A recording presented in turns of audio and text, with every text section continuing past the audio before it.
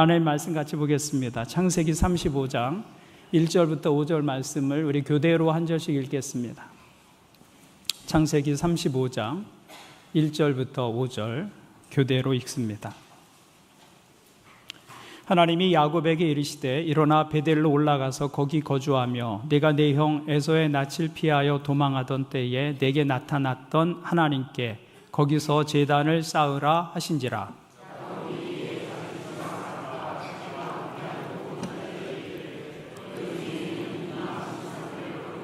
자신을 정결하고 너희들의 의복을 바꾸어 우리가 일어나 베델로 올라가자. 내 환난 날에 내게 응답하시며 내가 가는 길에서 나와 함께 하신 하나님께 내가 거기서 제단을 쌓으려 하노라 하매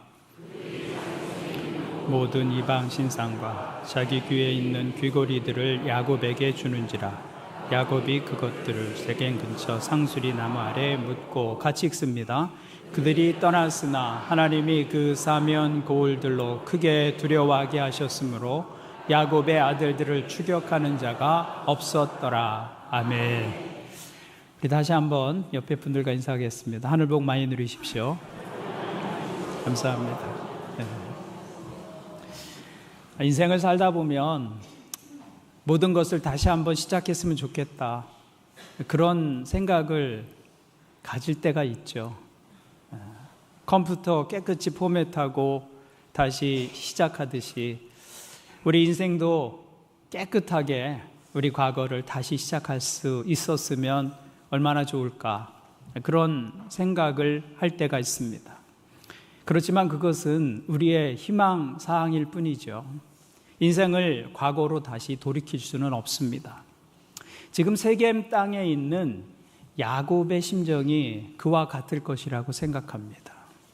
우리는 지금까지 야곱의 인생을 몇 주간에 걸쳐서 살펴보고 있는데요, 외삼촌 라반의 집에서 20년 삶을 살다가 다시 가족들을 이끌고 고향으로 돌아오는 길에 야곱은 형 에서와 하나님의 도움으로 극적인 화해를 하게 됩니다. 그리고 형 에서와 헤어진 후에 야곱은 세겜 땅에 머물게 되죠. 원래는 그 땅에 정착할 계획은 없었습니다. 잠시 머물려고 했는데 머물다 보니 그 땅이 좋아졌습니다. 그래서 거기에 땅도 사고 또 정착하기로 마음을 먹습니다. 그런데 한순간에 그 계획이 산상조각 나고 말았습니다.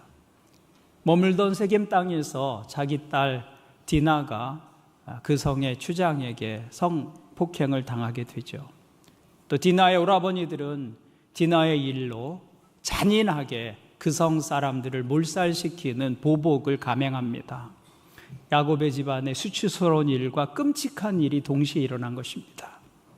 성경은 이 일로 야곱이 두려워했다, 그렇게 기록하고 있습니다. 몰살당한 세겜 족속의 친족들이 반드시 복수해 올 것이기 때문입니다. 야곱은 지난 10년 동안 그 땅에서 일구어 온 것을 모두 잃어버린 그런 상황 속에 놓이게 된 것이죠. 이렇게 삶의 위기에 처한 야곱에게 하나님은 다시 찾아오셨습니다. 하나님은 다시 찾아오시는 하나님이셨어요. 형 에서의 보복을 피해서 도망가던 길에도 주님께서 찾아오셨고, 다시 돌아오던 길에서 야복 강가에도 주님은 다시 찾아오셨고, 지금 이 세겜성에서 비참한 상황을 만나고 있는 야곱을 하나님께서 다시 찾아오십니다. 그리고 이렇게 말씀하십니다. 1절을 보시면 하나님이 야곱에게 이르시되 일어나 베델로 올라가서 거기 거주하며 내가 내 형 에서의 낯을 피하여 도망하던 때에 내게 나타났던 하나님께 거기서 제단을 쌓으라 하신지라.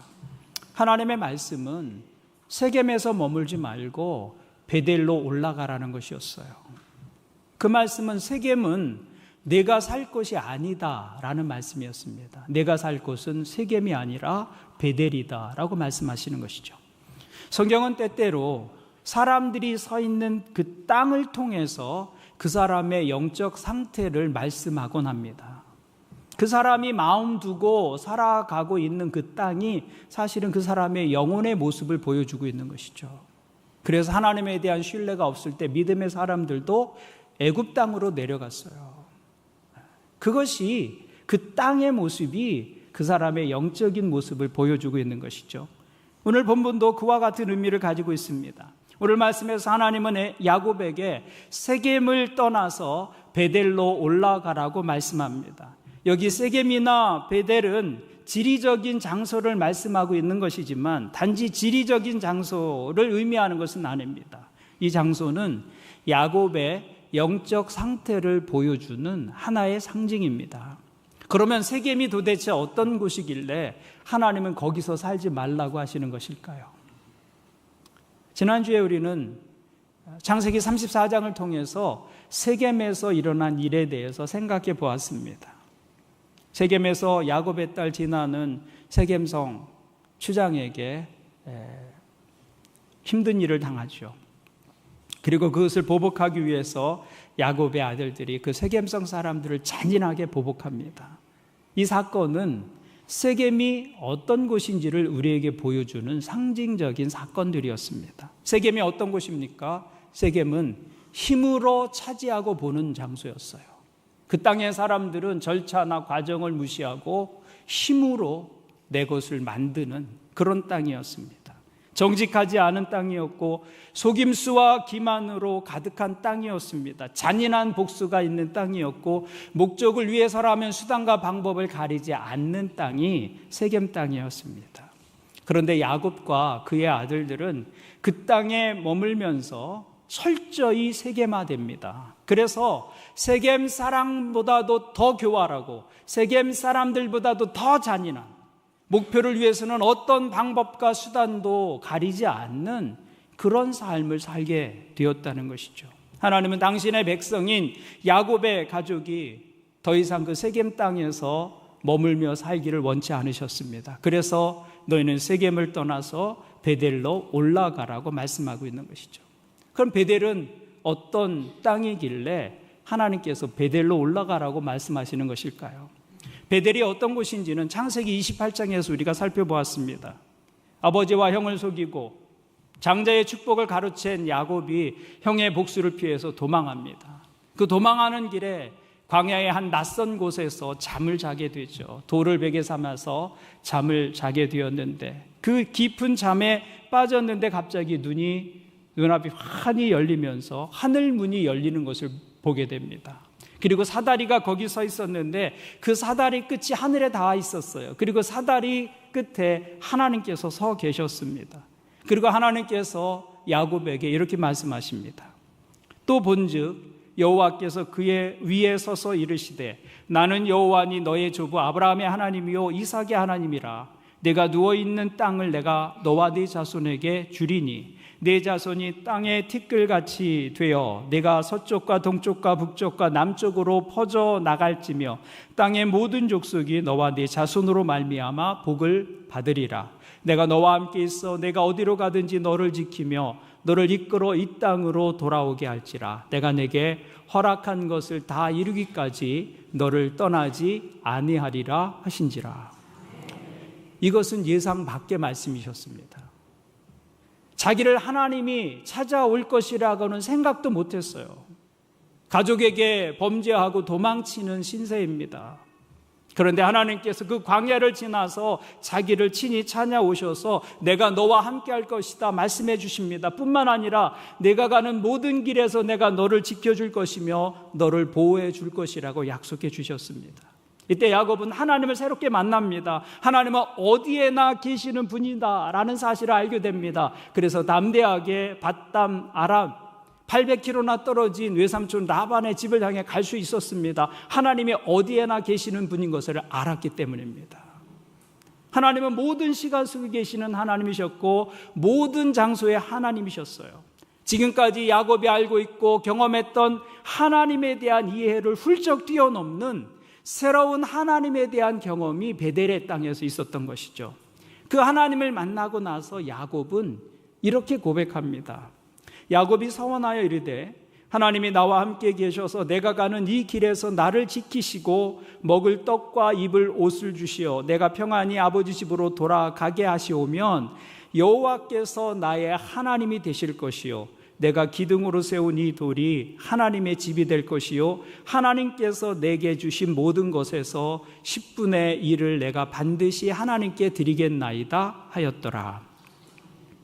야곱은 광야에서 하나님을 새롭게 만나고 예배합니다. 그러면서 이렇게 서원하죠.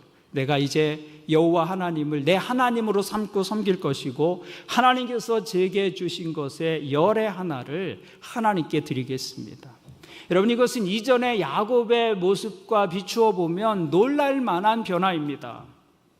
베델 이전의 야곱은 그런 모습이 아니었어요. 움키고 끌어안는 삶이었습니다.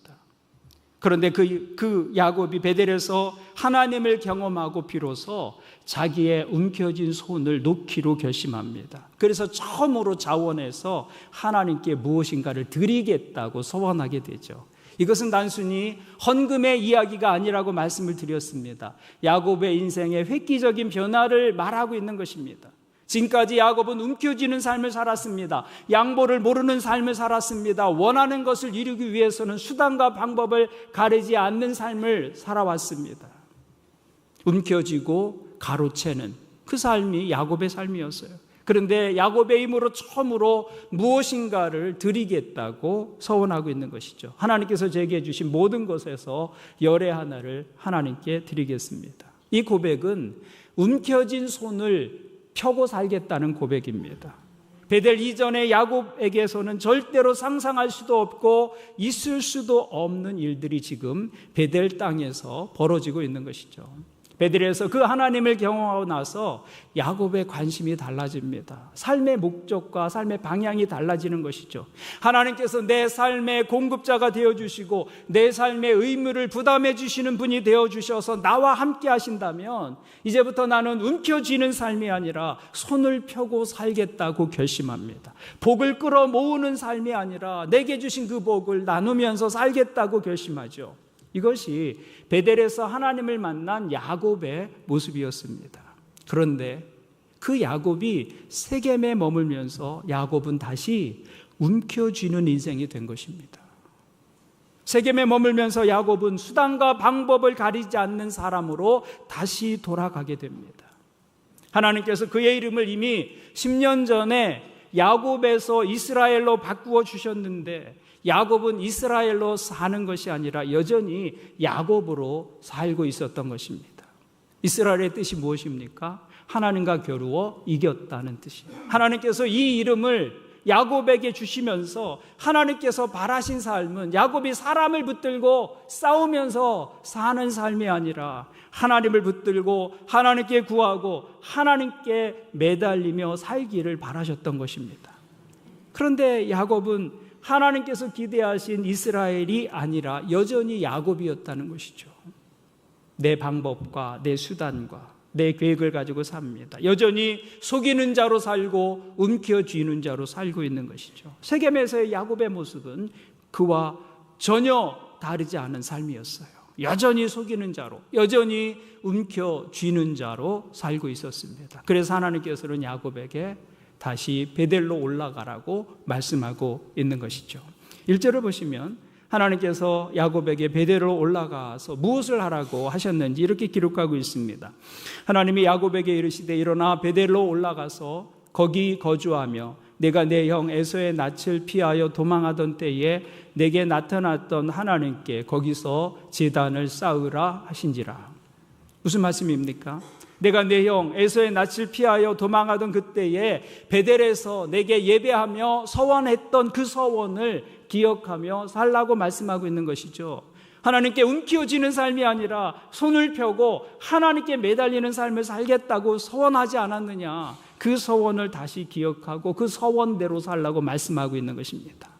이 말씀에 드디어 야곱은 하나님의 명령을 따라 베델로 올라가기로 결심하죠. 그래서 2절과 3절을 보시면 집안의 모든 사람들을 모으고 이렇게 이야기합니다. 야곱이 이에 자기 집안 사람과 자기와 함께한 모든 자에게 이르되 너희 중에 있는 이방 신상을 버리고 자신을 정결하게 하고 너희들의 의복을 바꾸어 입으라. 우리가 일어나 베델로 올라가자. 내 환난 날에 내게 응답하시며 내가 가는 길에서 나와 함께 하신 하나님께 내가 거기서 제단을 쌓으려 하노라 하매. 야곱은 자기 식구들을 데리고 베델로 올라가기 전에 세 가지 명령을 내립니다. 이방신을 모두 버리라. 우리의 몸을 정결하게 하자. 그리고 세겜에서 살았던 그 옷, 세겜의 옷을 벗자. 의복을 바꿔 입자. 그렇게 말하죠. 그런데 1절에서 하나님께서 야곱에게 말씀하실 때에는 이런 명령을 내리신 적이 없습니다. 하나님은 단지 베델로 올라가라고 말씀하셨어요. 그런데 야곱은 자기 가족들을 모아놓고 베델로 올라가기 전에 이방 신상 버리고 몸을 정결하게 하고 의복을 바꾸어 입자고 말합니다. 이것이 바로 영적인 각성의 한 특징입니다. 하나님께서 이런 것들에 대해서 한마디 언급하지 않으셨지만 하나님을 경험한 야곱의 마음속에는 무엇이 문제인지를 즉각적으로 깨닫게 되는 것이죠. 내 영혼이 본능적으로 하나님 앞에서 해결해야 할 문제가 무엇인지를 알게 되는 것입니다. 영적 각성이 있는 곳에는 이런 일들이 일어납니다. 그래서 사람들이 하나님을 바르게 예배하고 섬기는 일에 무엇이 방해가 되는지를 본능적으로 깨닫게 되는 거예요. 어제까지만 해도 아무런 문제를 느끼지 않았던 일들이었는데 하나님을 만나면 갑자기 그것이 문제로 느껴지기 시작합니다. 그것이 영혼의 각성이에요. 사람들이 하나님의 임재를 경험하고 하나님을 만나게 되면 이전에는 문제라고 느끼지 않았던 것을 문제로 느끼게 됩니다. 심각하게 여기지 않았던 일들을 갑자기 심각하게 여기기 시작합니다. 그것이 하나님의 임재를 경험할 때 우리 영혼에 일어나는 일입니다. 창문을 통해서 빛이 들어오면 어둠 가운데서는 보이지 않았던 그 먼지들이 그 빛에 다 드러나는 것처럼 하나님의 빛에 내 인생이 노출되면 보이지 않았던 것들이 보이기 시작합니다. 전혀 느껴지지 않았던 일들이 느껴지기 시작해요. 이것이 인간이 하나님 앞에 설 때 일어나는 경험이다라는 것이죠. 그래서 사람이 하나님을 제대로 만나면 버리고 포기하는 일들이 일어납니다. 그것이 참된 신앙의 모습이에요. 그래서 어떤 사람은 죄에서 돌이키기도 하고 악한 습관에서 떠나기를 결심하기도 하고 좋아했던 것들을 끊기도 하고 별 문제 없이 즐기던 것들이었는데 이제부터는 하지 말아야 되겠다는 결심을 하게 됩니다. 야곱에게도 그 일이 일어난 것이죠. 그 일이 야곱에게는 움켜쥐었던 손을 다시 펴는 것이었어요. 그래서 야곱은 베델로 올라가기 전에 먼저 우상을 버리자, 우리 몸을 정결하게 하자, 의복을 바꾸어 입자. 이것은 야곱에게는 욕망이 지배하는 삶에서의 돌아섬을 의미하는 것이었어요. 세겜은 욕망이 지배하는 땅이었습니다. 야곱이 세겜 땅에 머문 유일한 이유는 손에 쥘 것이 많았기 때문입니다. 그 땅에 머물며 살면 선택할 수 있는 것들이 많았다는 것이죠. 세겜성 사람들이 야곱에게 보장한 것이 바로 그것이었습니다. 창세기 34장을 보시면 세겜 사람들이 디나에게 몹쓸짓을 하고 나서 야곱에게 이렇게 제안하는 것을 볼 수 있습니다. 하몰이 그들에게 이르되 내 아들 세겜이 마음으로 너희 딸을 연연하여 하니 원하건대 그를 세겜에게 주어 아내로 삼게 하라. 너희가 우리와 통혼하여 너희 딸을 우리에게 주며 우리 딸을 너희가 데려가고 너희가 우리와 함께 거주하되 땅이 너희 앞에 있으니 여기 머물러 매매하며 여기서 기업을 얻으라 하고, 여기서 네가 원하는 것을 손에 넣으라고 그렇게 제안하고 있는 것입니다.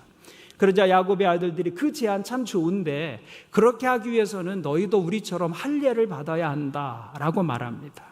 그렇게 하니까 하몰이 세겜 사람들을 다 모아놓고 설득하면서 이렇게 이야기합니다. 이 사람들은 우리와 친목하고 이 땅은 넓어 그들을 용납할 만하니 그들이 여기서 거주하며 매매하게 하고 우리가 그들의 딸들을 아내로 데려오고 우리 딸들도 그들에게 주자. 그러면 그들의 가축과 재산과 그들의 모든 짐승이 우리의 소유가 되지 않겠느냐. 다만 그들의 말대로 하자. 그러면 그들이 우리와 함께 거주하리라. 세겜 사람들과 야곱의 아들들의 협상의 주된 내용은 우리가 서로 통혼하자, 서로 결혼을 통하자, 우리의 아들 너희에게 주고 너희의 딸들 우리에게 주고 통혼하자. 그러면 우리가 선택의 양이 늘어나게 될 것이다. 그것이 서로에게 좋은 일 아니냐. 그러니까 세겜 땅은 소유의 양이 늘어나고 선택의 양이 많아질수록 행복하다고 믿는 땅이었다는 것입니다. 그것이 세겜의 정신이에요. 야곱이 세겜에 머문 이유는 유일하게 이것입니다. 손에 쥘 것이 많았다 그 말이에요. 그런데 그 세겜 정신이 우리 시대의 정신과 다르지 않습니다. 우리 시대에도 많은 사람들이 그렇게 믿고 있어요.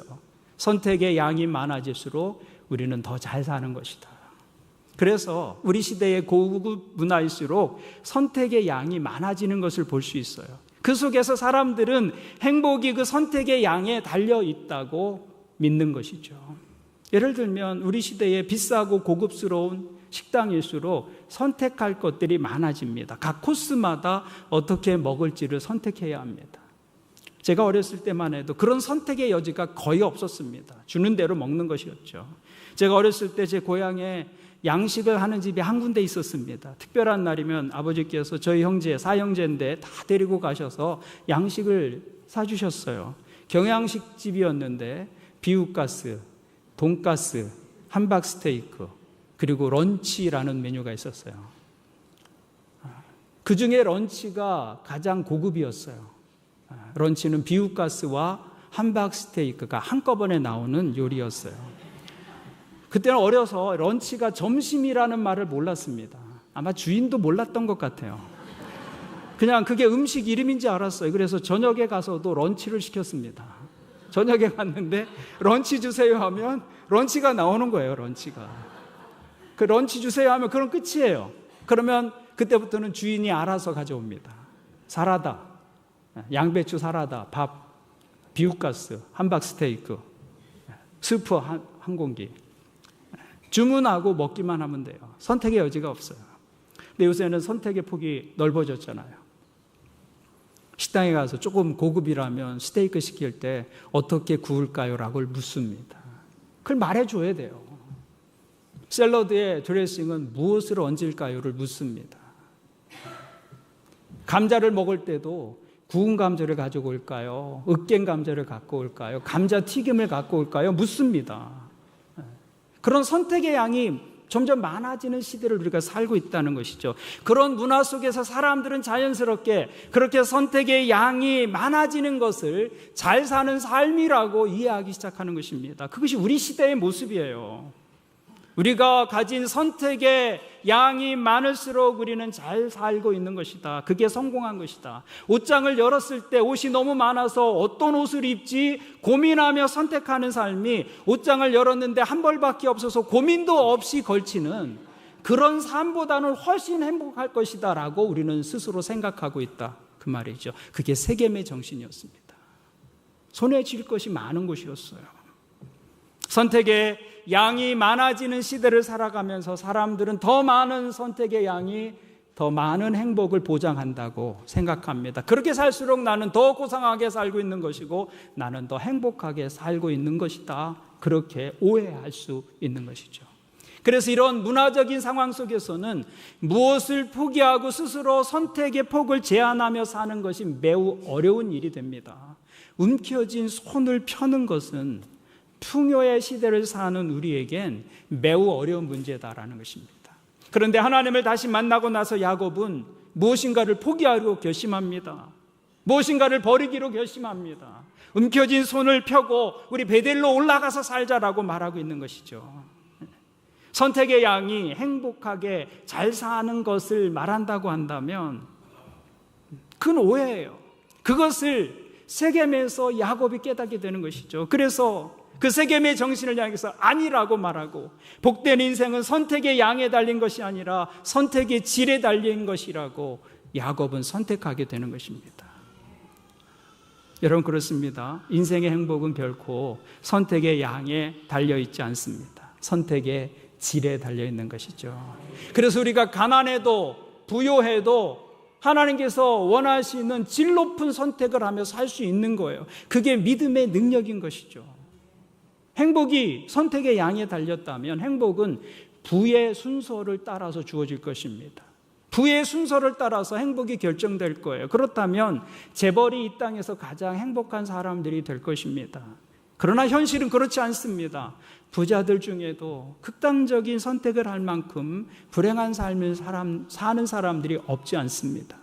우리가 그것을 보면 삶의 행복은 많은 선택의 양에 달린 것이 아니라 선택의 질에 달린 것이다 라고 생각할 수 있는 것이죠. 하나님께서 야곱에게 그것을 말씀하신 것입니다. 너는 베델로 올라가라 하신 것은 단지 사는 장소를 옮기라, 이사해라 그런 말씀이 아닙니다. 삶의 방향성을 말하고 있는 것이죠. 베델은 야곱이 손을 펴고 살겠다고 결심한 장소였습니다. 그것은 더 많은 선택을 위해서 손을 움켜쥐는 삶이 아니라 오히려 손을 펴서 나누고 베푸는 그 질적인 삶을 살겠다고 결심한 땅이었습니다. 하나님께서 내 삶의 공급자가 되시기 때문에, 내가 구하면 하나님께서 주시겠다고 약속해 주셨기 때문에 사람을 붙들고 사람과 싸우며 사는 삶이 아니라 하나님께 구하는 삶을 살겠다고 결심한 땅이 베델이었습니다. 하나님은 야곱을 그 땅에서 살라고 다시 부르고 계신 것이죠. 세겜의 정신을 따라 살지 말고 베델의 정신을 따라서 살아라. 여러분, 세겜과 베델은 그 삶의 방향이 완전히 다릅니다. 세겜은 선택의 양이 행복하다고 말합니다. 그러나 베델은 선택의 양이 아니라 선택의 질이 행복이다라고 말해요. 세겜은 많은 돈을 가진 것이 행복이라고 말하지만 베델은 많은 돈이 아니라 가치 있는 삶이 행복이다라고 말합니다.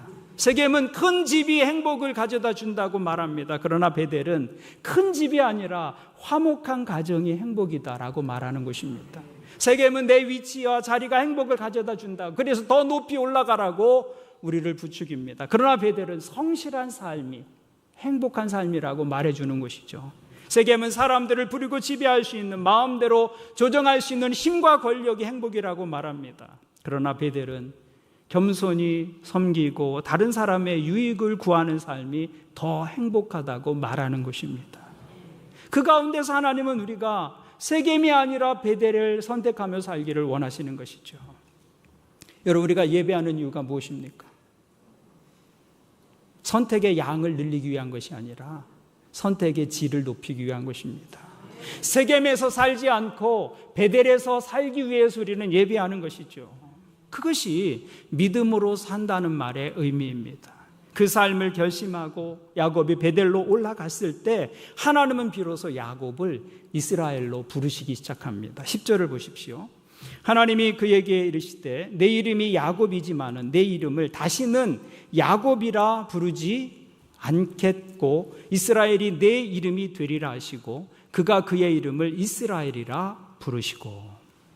하나님께서 이미 10년 전에 야복 강가에서 야곱의 이름을 이스라엘로 바꾸어 주셨습니다. 하지만 그는 이스라엘로 살지 않고 여전히 야곱으로 살고 있었습니다. 세겜에서 사는 한, 세겜의 정신을 가지고 사는 한 그는 야곱이죠. 이스라엘이 아니라 야곱으로 살고 있는 것이었습니다. 야곱은 하나님에 대한 놀라운 경험을 인생의 과정 속에서 여러 번 경험합니다. 베델에서 그 하나님을 만나고 야복 강가에서 또 하나님을 만납니다. 그러고도 여전히 야곱은 야곱으로 살아갑니다. 세겜 땅에서 머물고 움켜쥐는 삶을 살고 사람을 붙들고 씨름하며 사는 인생이었습니다. 그러니까 우리가 어떤 영적 경험을 하는 것과 그 영적 경험이 내 삶을 변화시키고 내 삶의 변화로 이어지는 것은 또 다른 문제라는 것이죠.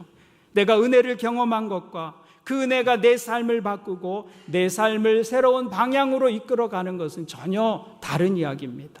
그래서 내가 경험한 은혜가 내 삶에 나타나도록 구체적인 행동과 실천이 오늘 우리에게 필요한 것이죠. 그래서 야곱은 베델로 올라가면서 우상을 버리자, 우리 몸을 정결하게 하자, 의복을 바꾸어 입자, 구체적인 행동을 보인 것입니다.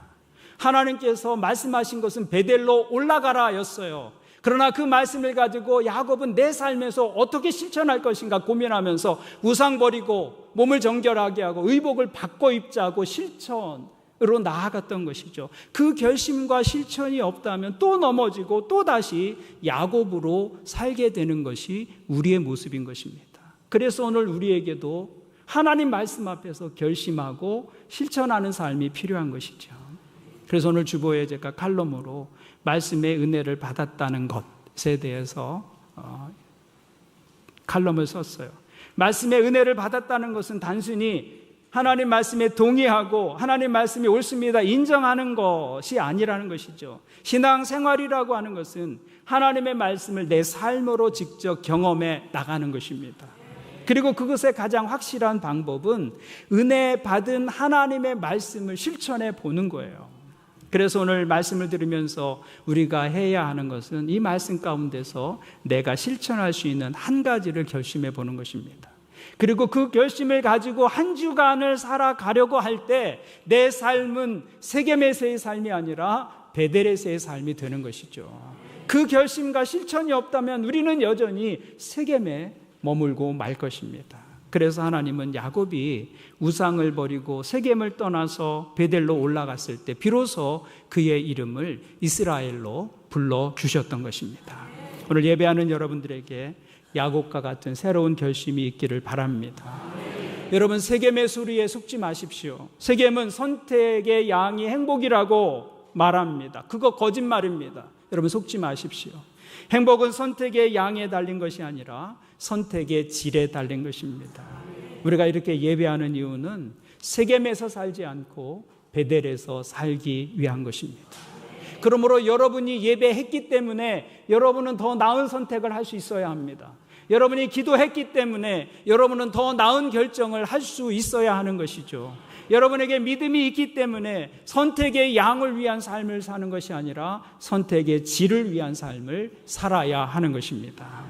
그것이 우리가 믿음으로 사는 중요한 이유입니다. 오늘 예배하는 여러분 모두 세겜에 머무는 인생이 아니라 베델에 머무는 인생 되기를 주님의 이름으로 축원을 드립니다. 아멘. 기도하시겠습니다. 하나님 아버지, 오늘 말씀을 통해서 우리의 삶을 돌아보게 하시니 감사합니다. 하나님 말씀이 우리 인생과 영혼의 거울 되게 도와주옵소서. 그래서 그 말씀에 우리 자신의 삶의 모습, 삶의 방향을 정직하게 들여다보는 영혼의 모습 가지고 하나님 앞에 서게 도와주옵소서. 하나님의 자녀로 이 땅을 살아간다고 말하지만 채워지지 않는 욕망으로 인해 괴로워할 때가 많습니다. 나보다 선택의 양을 더 많이 가진 사람들 앞에서 때론 주눅들고 실패한 인생처럼 느껴질 때도 있음을 고백합니다. 그래서 우리도 더 많은 선택의 양을 가지기 위해서 욕망에 이끌리는 삶을 살 때가 있음을 고백합니다. 주님, 그러나 오늘 예배하면서 욕망의 땅 세겜을 떠나 하나님을 경외하는 베델에 거하는 믿음이 되기를 간구합니다.